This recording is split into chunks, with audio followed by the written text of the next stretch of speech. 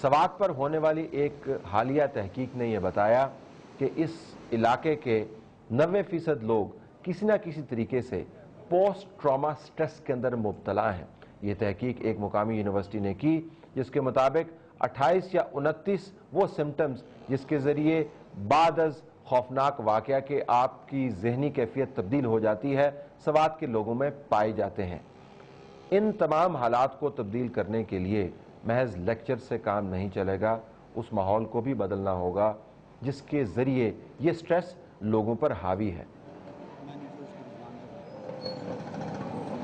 ان علاقوں میں اگر آپ گھومے پھریں تو پاکستان کے دوسرے علاقوں کی طرح جہاں پر طالبان نے قبضہ جمایا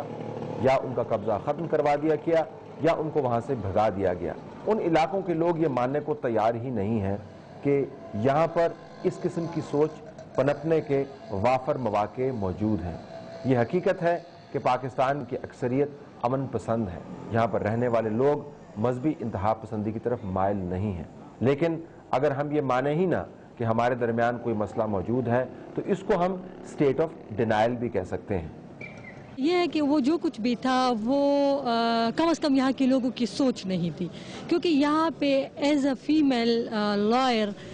آئی ایم پریکٹسنگ، میرے علاوہ میرے بعد جو میری سینئر لڑکیاں تھیں انہوں نے جب مجھے دیکھا کہ یہ آ گئی ہے تو وہ میرے بعد آ گئی ہے پریکٹس میں، تو اسی طرح یہاں پہ اب ماحول بن رہا ہے۔ یہاں پہ ہمارے کورٹس میں ایون کہ کورٹ سٹاف میں بہت ساری خواتین جو ہے وہ جونیئر کلرک اور اسٹینو وغیرہ کے پوسٹ پہ آ گئی ہیں، تو یہ اس بات کی دلیل ہے کہ یہاں کے لوگ جو ہے وہ دہشت گرد نہ ہیں اور نہ تھے، ان کی سوچ وہ نہیں تھی۔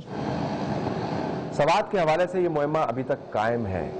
کہ اگر یہاں کے لوگ امن پسند ہیں جو کہ ہیں، اور جہاں کی تاریخ ایسی کبھی رہی ہی نہیں کہ جس کے اندر اتنی انتہا پسندی بڑھ جائے کہ لوگوں کو کھلے عام ذبح کیا جائے اور ایسی تشریح کی جائے اسلام کی جس کا اس علاقے کی ثقافت سے کوئی تعلق ہی نہیں ہے، تو پھر آخر یہ سب کچھ ہوا کیوں؟ پاکستان کے اندر ایسے معاملات پر ریسرچ نہیں ہوتی۔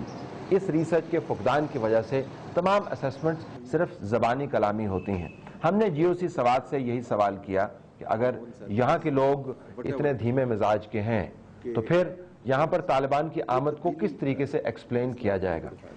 اس کو میں فلسافیکل پلین پہ دیکھوں گا کہ یہ ایریا ایکچولی تو ریلیجس بینٹ آف مائنڈ کے ساتھ ہیں جتنے بھی لوگ ہیں۔ So there was a call given to them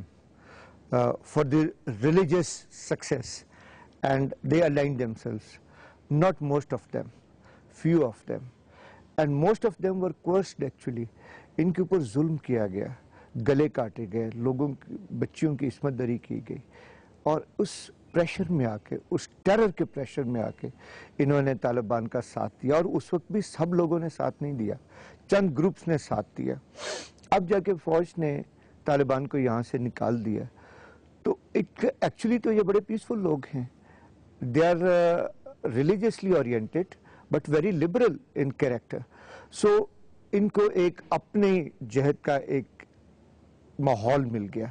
and they started supporting army. اور ہماری جو آرمی کی بھی یہاں پہ سکسیس ہے، this is not only کہ آپ نے آپریشنز کی اور کامیابی ہو گئی، اس میں عوام کا ایک بہت بڑا رول ہے اور پورے اسٹیٹا آف سوسائٹی کا رول ہے، جس میں لائرز بھی شامل ہیں، جس میں میڈیا بھی شامل ہے، جس میں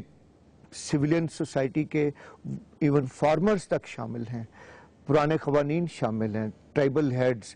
جو تھے وہ بھی شامل ہیں، اور ساروں نے مل کے یہ ماحول پیدا کیا ہے۔ اور ابھی بھی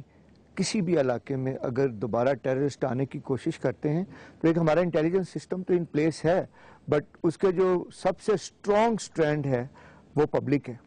پبلک خود انڈیکیٹ کرتی ہے کہ اس علاقے میں ٹیررسٹ آنے کی کوشش کر رہے ہیں یا اس علاقے میں کوئی ایسا انفلوئنس پیدا ہو رہا ہے۔